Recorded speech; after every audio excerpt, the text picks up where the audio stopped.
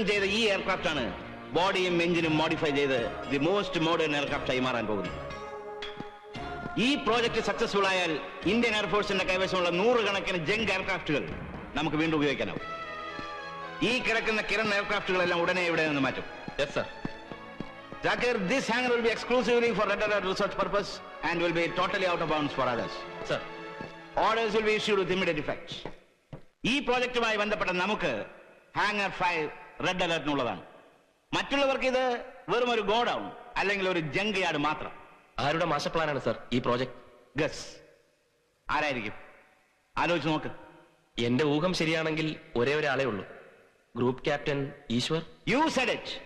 Indian എയർഫോഴ്സിൽ അവന്റെ തലയിലല്ലാതെ വേറെ ആരുടെ തലയിലാടോ ഇതുപോലൊരു പ്രോജക്ടിന്റെ ഐഡിയ തോന്നുക?